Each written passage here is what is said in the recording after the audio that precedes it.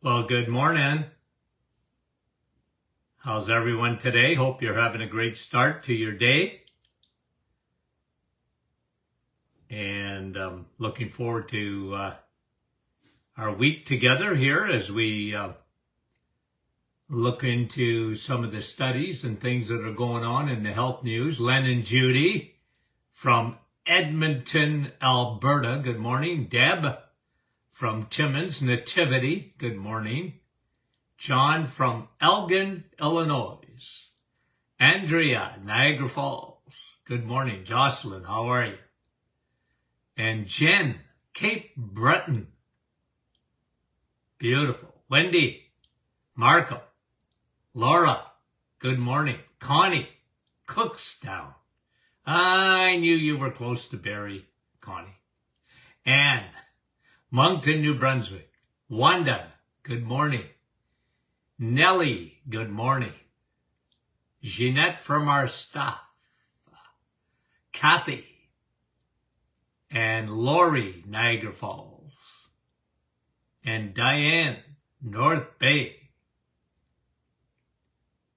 Caledon Spirit Hunters is watching. Okay. And Bernice, good morning. Francis, good morning.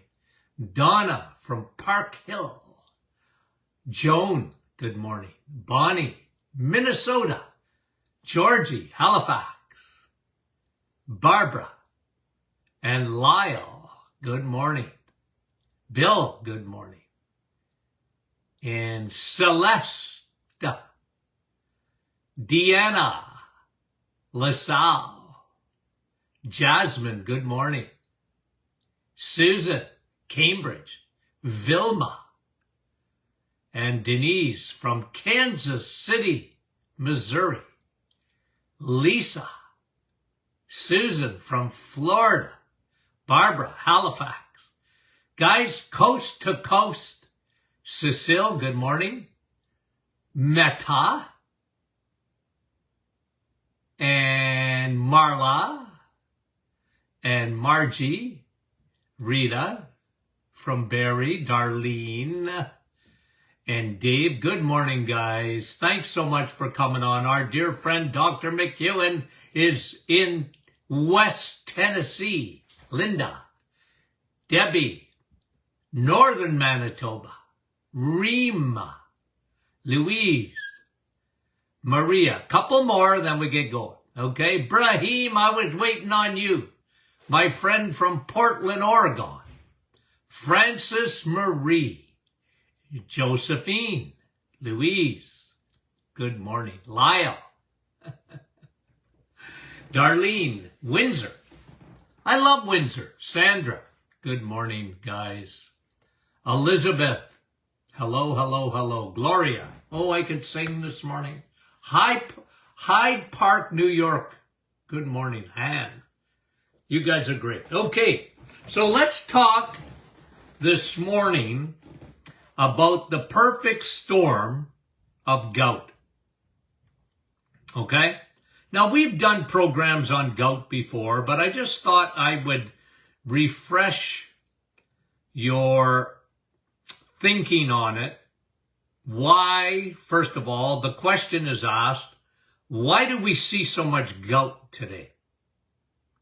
And guess what? I have the answer. Why is there so much gout? Now, gout has been around as long as people have been around, okay? And medically, in the annals of history, people have suffered with gout. Napoleon was one of them. And some very famous people suffered from gout. Now, I think it's important that we look at this. I call it the perfect storm of gout. Because I'll tell you one thing. When you test uric acid, okay, a lot of people have high levels of uric acid and don't get gout. And I want to explain that. I want to get into that. I want to talk this morning why it takes a perfect storm to get gout. Okay? Now, historically, gout has been called the king's disease. Peasants didn't get gout, apparently. It was called the king's disease. The king often would get gout. And here, if you Google gout, okay, almost every site that you will look at, almost invariably, red meat is going to be blamed for gout. Okay? Almost without exception, red meat is blamed for gout. And I want to tell you, my friend, that that's not true. It wasn't because the king was eating steak that he got gout. It was because he was drinking wine and beer. Okay? And that was a big part of it. Was a big part of it. And I like I said, there's factors that you have to look at when you look at gout. Okay? Why is it today that gout is up about I don't know the most recent statistic, but I remember reading something back in 2018 or whatever. It's up 300% from what it was in the 70s. It's not like it wasn't around. Of course it was around. But why is it today?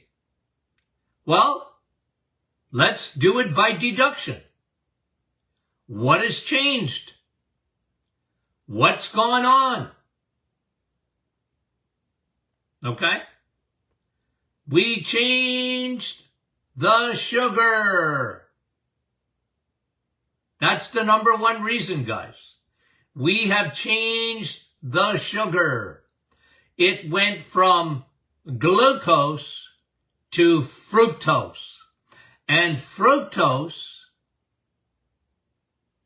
high fructose corn syrup, the antichrist of sugars, the devil of sugars, plays havoc with the liver and forms. Now, everybody makes uric acid, so don't think you don't make uric acid. Everybody on the planet makes uric acid. It's primarily a byproduct of fructose metabolism, but everybody makes it. And your body needs to break it down. Uric acid needs to be broken down into urate. And you're supposed to pee it out a little bit in your bowel, but mostly through the kidneys, and you literally pee out that urate, the breakdown of uric acid. But everybody makes it. It's whether it ends up gout. It is a perfect storm where uric acid crystals form in joints. And they love, more particular, the distal joint, like the big toe. But a lot of people get gout in their knees. They can get it very painful in the ankle, knee, sometimes in the finger when you get uric acid crystals forming there. But if your body doesn't detoxify,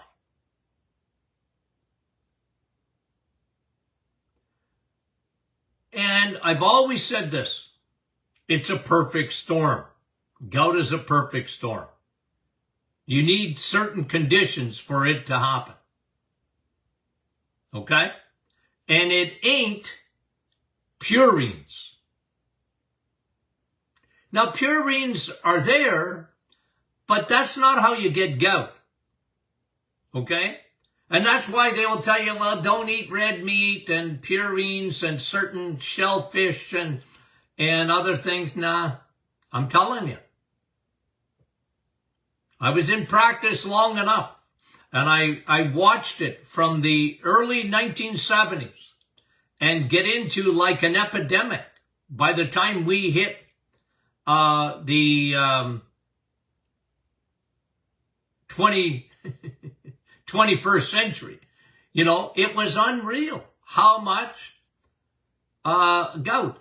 And so let's go over the primary reasons, okay? The primary reasons that people get gout, gouty arthritis, and it's no fun at all, okay? And people sometimes mistake gouty arthritis for other forms of arthritis. Now, here's the perfect storm. 1, high fructose corn syrup. Especially when you drink fructose. High fructose corn syrup is terrible for the body. Your body doesn't really know what it is because it was made in a lab. It's an artificial sugar. It is 100 times sweeter than sugar. It is addictive. And the food industry loves it because it's inexpensive, it's addictive, and especially when you drink it. You know me. You think of fructose and you think healthy. Fruit, sugar, fructose. You think healthy. Yeah, well, I call them God's candies. And the reason I do that is because we live in a different age altogether. Never mind the GMOs and all this and that. Like fruits are much sweeter than they used to be. But that's not what I talk about so much. Because 93% used to be 88. Now it's 93. Oh boy. 93% of the population. You only have 7%. Okay? I was never good in math, but I was good enough to know that only 7% of the population in North America are healthy metabolically. We are a wreck as society. And because our society rarely ever thinks of prevention, never talks about metabolic syndrome, rarely, and we wait till people get sick, and then we spend gazillions trying to fix people. And everybody's worried about the hospitals, they're overwhelmed, and this and that, and they call it the healthcare system, but it's not. It's a disease care system. It's unfortunate, but we do not put emphasis on getting people off the Titanic of metabolic syndrome, which is at the root of all chronic diseases. Non-infectious diseases. From cardiovascular to cancer to Alzheimer's, diabetes. The big 4 killers in our society today. The big 4. And they're all linked to metabolic syndrome. And metabolic syndrome is linked to insulin resistance. It's because the world has changed and we became carboholics, sugarholics, with primarily bad sugar. Fructose, high fructose corn syrup. It's in every stinking thing that the food industry makes. When you see sugars added, from yogurt to blah, blah, blah, to anything you drink.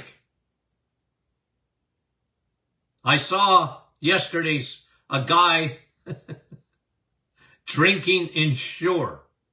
I have to, guys, you can understand me. I literally have to stop myself from commenting. You know, the guy didn't know me from Adam. And I saw him drinking Ensure, and I felt like going over to him and saying, this drink will ensure that you die. And my word, they give it to cancer patients. That's going to ensure that the cancer grows. Okay, anyway. Don't drink fruit. God wanted you to eat fruit, not drink it. That will skyrocket your uric acid levels. Now, that doesn't necessarily give you gout, but it's going to give you insulin resistance, and insulin resistance is going to give you metabolic syndrome, which is belly fat, high blood pressure, high blood sugar, high triglycerides, low HDL, and elevated levels of uric acid, which in my opinion is a form of metabolic syndrome. It's a reader. It's something I like to look at. This will elevate your A1C. Okay? So, fructose, not purines. Because I get that comment once a week. My doctor told me, or my husband's doctor told him, stop eating red meat. Limit your red meat. It gives you gout. No, it doesn't. Gout hates steak. Got it? Gout hates steak. But it loves fructose. And so, in my days of practicing clinical nutrition, I used to tell my patients that were suffering from gout to eliminate fructose. And I would get them, they could eat very little fruit. And certainly not drink it. No more orange juice, no more apple juice, no more fruit smoothies, none of that stuff. No sodas.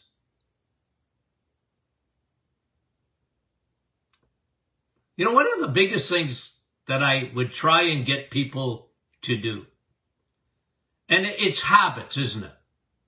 Remember, 21 days to form a habit. We go past that when we do the reset. And I try and get people to understand what they drink is really important. What they drink is really important. If you have metabolic syndrome, if you're on the reset, you're not drinking alcohol. Now look, I'm not telling you have to be a teetotaler. What I am saying is that if you want to push the needle on insulin and insulin resistance, alcohol is not good for that. And it's so people that have gout, they would get a sermon from me. Don't drink fructose, one, And be very careful with alcohol, because that turns and goes directly to the liver and will increase your levels of uric acid. So, insulin resistance. Insulin resistance is at the key, metabolic syndrome. And guess what pushes that needle, guys? Yes, sugar, especially fructose. And high fructose corn syrup is the worst of the worst of the worst. There's nothing positive about high fructose corn syrup. And they couch it, the food industry have been able to couch it and hide it and not let you know. It's disguised, and they give it all sorts of names. I think I was up to 99 different names on labels in my book, The Metabolic Reset. Okay? So, one, lay off the fructose. It is at the root of gout. Two, you need healthy kidneys. You need healthy kidneys. You need to flush out. Kidneys are Niagara Falls. Water. One of the things that was consistent in my practice days of seeing people with uric acid crystallized in their joints was poor kidney function. Poor kidney function. They were dehydrated. You don't have a little light on top of your head. Be nice if you did, but you don't. That tells you, please add water. There is nothing, I mean nothing, that will detox your kidneys more than water. H2O, vitamin W on the Martin Clinic vitamin charts. It deserves a vitamin status, and we gave it. And you need, everybody needs, no exceptions, 2 liters, or for my American friends, 64 ounces. That is the sweet spot of water. Now, some people need more than that. Certainly if you're a person that sweats easily, listen, see this face here? Okay? And everybody's different in a way. Everybody needs 2 liters or 64 ounces. That is your sweet spot of water. And some need more, but not less. Some need more, but not less. Dr. Martin, I'm not thirsty. Well, don't wait till you're thirsty. You don't have a red light. By the time you're thirsty, you're already dehydrated. People don't realize that. Every time they drink water, they should think of flushing. Your brain needs water. Every part of your body needs water. Your gut, the best fiber for your gut is water, not fiber. You know me, and fiber's overrated. A lot of people, their gut is sluggish. They just don't drink it. And remember this, only water is water. So, in the office, I said, you got to go home and drink water. Yeah, I don't like water, Doc. I didn't say you had to like it. I said, I promise you something. If you can form a habit of drinking 64 ounces of water, 2 liters of water a day, I promise you, you're going to feel a lot better. I promise you that your body will detox itself if you flush those kidneys out. Flush them out. Get the crud out. Get the uric acid, the urate, get it out. Clean it out. Drink water. Okay? So the perfect storm, fructose for gout, fructose, dehydration, and minerals. Number 3. You see, guys, people don't realize this because they don't understand it. Your body, okay, because let me talk about pH for a minute, okay? Because your body is the greatest thing. I always say it, guys, you're fearfully and wonderfully made, and I mean it. If you don't believe in God, I don't know what to tell you. When you look at the human body, unbelievable. You don't even think about it. But your body has a buffering system. And your buffering system in your body keeps your pH, okay, of your blood. Your blood must be in a tight range of its pH. People get this all wrong because they learn, pH, I'm acidic. Well, yes and no. Okay, I'll get into it. Let me break this down. Yes and no. But your blood isn't acidic. Your blood's not acidic. Because your body will not allow your blood to become acidic, nor too alkaline. It must be slightly alkaline between 7.3 and 7.45. It has to be in that tight range, and everything in your body will keep it there. Because, okay, and this is where, okay, I'm going to go on one little rabbit trail just for a second, okay? Promise I come back. A lot of doctors, okay, God bless them, but sometimes, especially in nutrition, they're poorly trained. Very poorly trained in nutrition. So,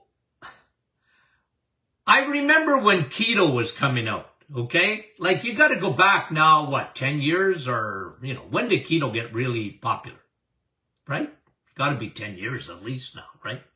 But I remember a lot of physicians were telling their patients, well, don't get keto because you're gonna get ketoacidosis. You know how many times I heard that from physicians? That gives you ketoacidosis. No, it don't. Ketoacidosis is very dangerous. That's when your blood becomes acidic and your body can't buffer it anymore. Well, look, you know who get that and be very dangerous? Are diabetics. So it doesn't come from acidic, meat's acidic, don't eat keto. Look, I'm not big on keto anyways, okay? But just because it's been hijacked, keto got hijacked by the food industry. They're making all these keto foods. Ooh. I don't like them because they're soy and there's all sorts of crap in there. And I don't like that. I'm a farmer's best friend. Get back to nature. Anyway. But doctors said, well, that's going to make you acidic. If you go into ketosis, that's going to make you acidic. No, it doesn't.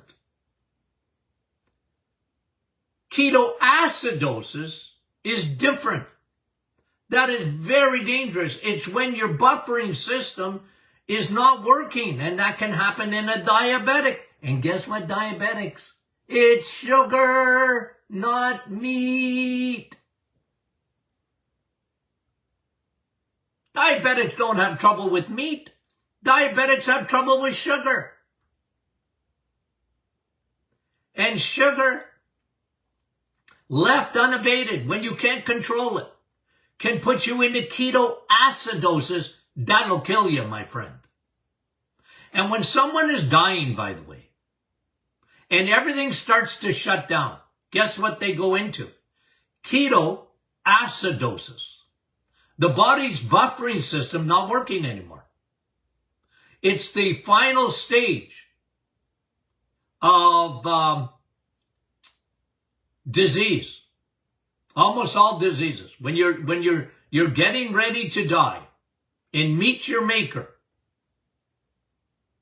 your body goes into ketoacidosis. That's how it, because your kidneys stop functioning, and your body is becoming, your blood's becoming very acidic, and that'll kill you.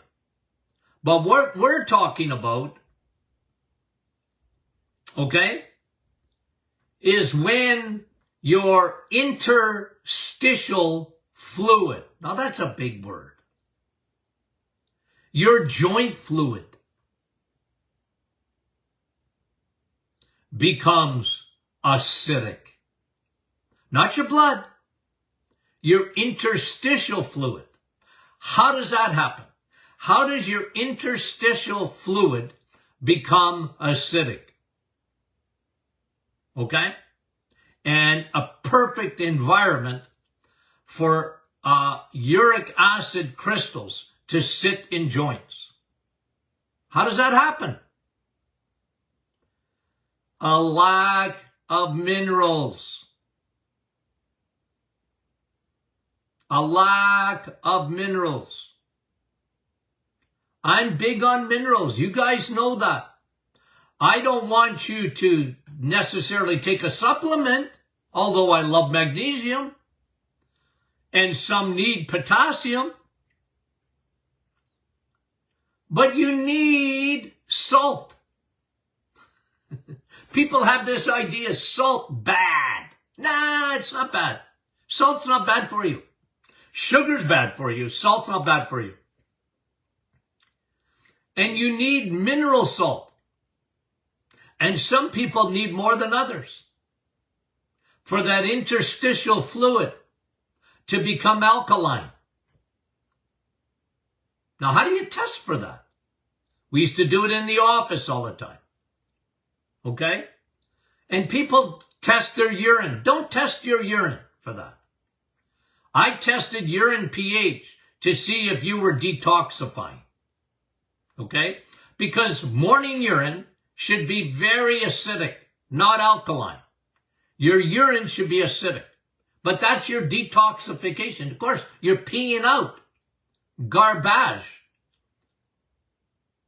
Your first morning urine. That's what I used to like to test pee. I did a lot of testing on urine. But we did a saliva test to see if your saliva was acidic or alkaline. Because that gave you a better indication of your interstitial fluid. Not your blood, but your interstitial fluid.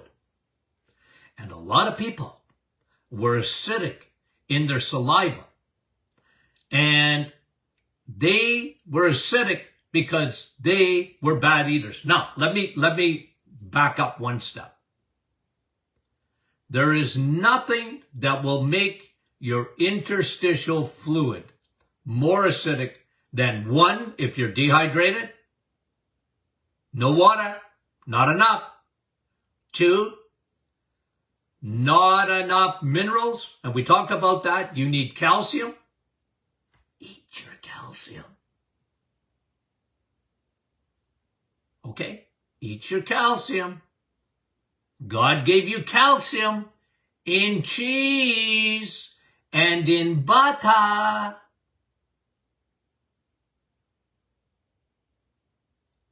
And remember what K2 does. We talked about this the other day. K2, because when you eat butter and cheese and meat, you get a lot of calcium and K2. Okay? So you don't need to supplement calcium. You need to eat it. And today, in our day and age, where people have been drinking the Kool-Aid, they get away from eating, cheese is not good for me. It gives me cholesterol. Butter gives me cholesterol. And they eat all these artificial foods. Your body doesn't even know what they are. They eat margarine and they don't eat cheese, and they buy the lie. They go against farming, and they live only on vegetables and fruit. Friend, don't do that. Vitamin K2, which is important to transport your calcium where it belongs, is found in the animal kingdom.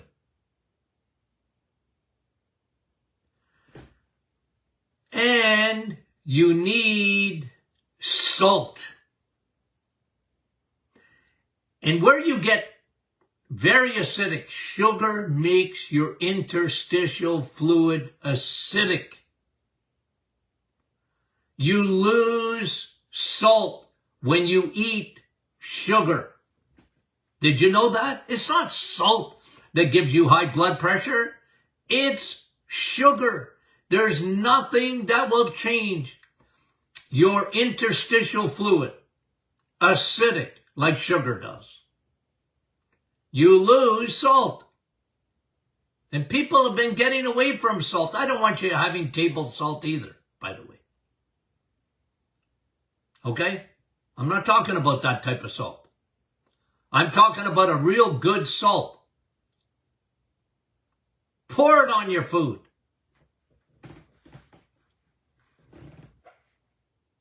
It helps. You want the pH of your interstitial fluid to be alkaline. Alkaline. You don't have to drink alkaline water per se. Like if you drink mineral water, which you know I like the best, spring water is the best water. You don't have to, you see these waters that are, almost, $3 or $4 a bottle, and they say alkaline water. Yeah, make your own, my friend. Just put a pinch of salt in it. You're making your own. But having a high 9 or whatever, like I've seen water at 9, it ain't going to be 9 once it gets into your body, guys. I can tell you that. It's not going to change your blood. Don't aim for your blood. Aim for your interstitial fluid.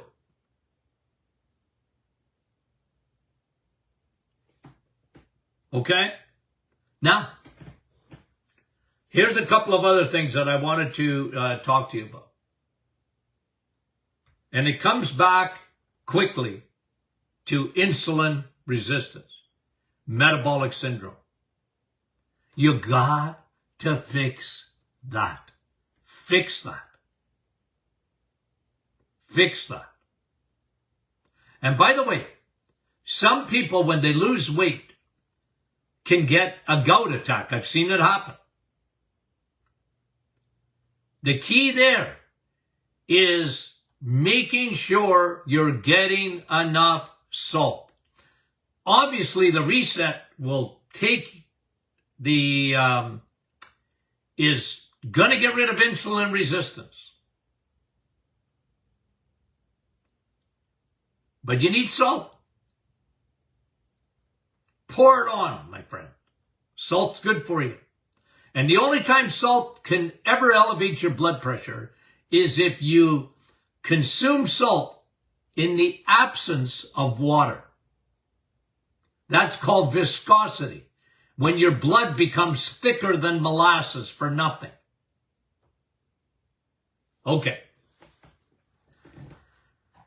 Did we have fun or what? Guys, we thank you again. We appreciate you guys. You have no idea. Thank you for everything.